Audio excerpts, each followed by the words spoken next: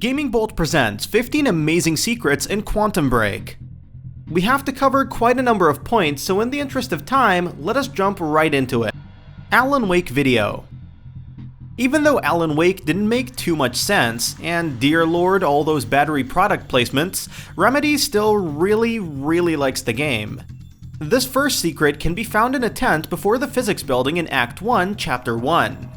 Hit X at the TV and you'll watch a video that ends with Alan Wake returns, along with talk of dark matter and dark energy.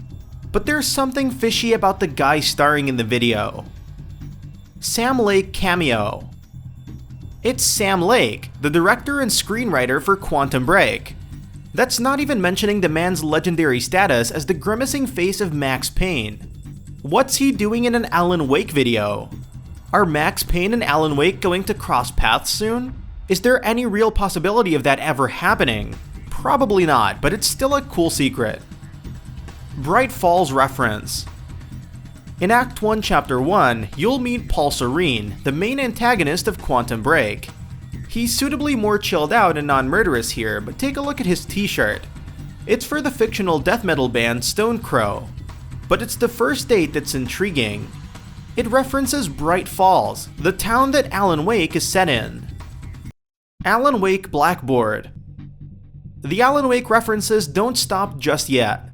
In Act 1, Chapter 2, you'll see a blackboard where a professor is seemingly deconstructing every small part of the game, including the dark place being the subconscious mind of Alan Wake.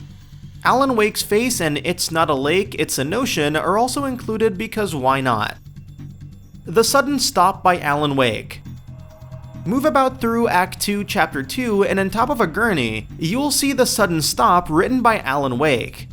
This is the pivotal book written by the fictional author before the events of the game Alan Wake. You can't read it, and we can't say whether it caused Wake's writer block, but it's there. Is this the proverbial ocean that's not a lake, or the reason Wake killed his wife? Oh yeah, spoilers? That we also don't know. Night Springs auditions.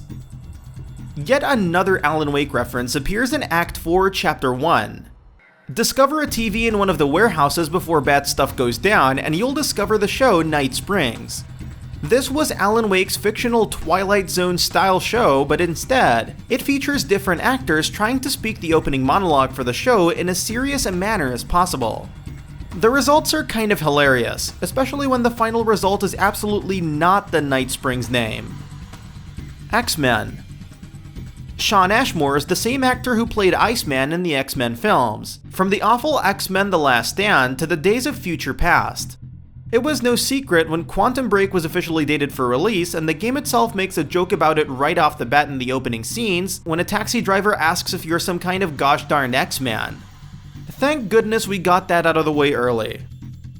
Office Space. In Act 3, while moving through Monarch, you'll move past an office worker who complains about his TPS reports. This is in reference to Mike Judge's Office Space, which spawned the famous "That Would Be Great" meme with Bill Lumbergh. So let it be known that even in a universe with time travel, there are still your average office workers at the mercy of management. Microsoft Windows phones. As bullets fly in Quantum Break and life and death conversations take place, there's one seemingly improbable constant in this universe. Everyone uses a Windows phone. Now we know that this is a Microsoft game and product placement is a thing, but think about that for a second. This is a world where the most dominant smartphone is a Windows smartphone. That self-consistency principle is going to make a whole lot of sense in a bit. HENCHMAN'S take on Quantum Break. In Act 2, Chapter 2, you'll come across a laptop and a trailer containing a script by one of the Monarch henchmen named Bruce Livingstone. Sounds fairly cheesy, but hilariously enough, Livingstone is actually describing the events of Quantum Break in as badly written a manner as possible. His hero even says the line, "I don't have time for this," which is what the actual heroes say all the time. That's something. Solving the formula. Though the number of changes you can make to influence the overall direction of Quantum Break, both the gameplay and the live-action show, are fairly limited, there are still some pretty cool knots throughout the story. For instance, if you solve a formula in the initial act of the game, you'll witness a scene in the live-action episode where a scientist talks about someone solving the same. Monarch Solutions logo. When you finish the game, you'll know Paul Serene's mindset when forming Monarch solutions and his whole reasoning for the same.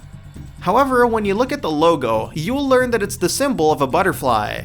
This is often the symbol for chaos theory to indicate that something so simple can have such a profound effect on the entire world. You think that butterfly that kicked off Life is Strange was a coincidence? Novikov's self-consistency principle. At some point in Quantum Break, a character will explain just what's going on and how such fantastical events are capable of happening. If you stop and listen for a while, you'll hear about the Novikov self-consistency principle. This essentially states that the existence of any event that could cause a paradox or change the past has a 0% probability of happening. Does it explain everything in Quantum Break? You tell us. Alan Wake being played. If you picked up an Xbox One bundle of Quantum Break, pre-ordered the game, or even seemingly walked outside, you would probably receive Alan Wake in some form. Remedy really want people to play that game, which is all the more reflected in Act 3, Chapter 1, when Alan Wake is being played on a PC. Has there ever been this much Alan Wake in a game except for, well, Alan Wake? Probably not. Remedy Pictures. A game with secrets wouldn't be complete without at least one room with pictures of the creators. In Act 1, you'll discover a trophy room of sorts which features different real-life photos of individuals. One name that sticks out is Tom Noon, a senior animator at Remedy Entertainment. It's a nice change of pace to see other people from Remedy in their own game as opposed to just Max Payne himself. And that wraps it up. What are your thoughts about this? Let us know in the comments below. And if you enjoyed this video, please like and share it on Twitter and Facebook. And why not consider subscribing? We upload some really cool videos almost every day. Thank you for watching this video, and happy gaming!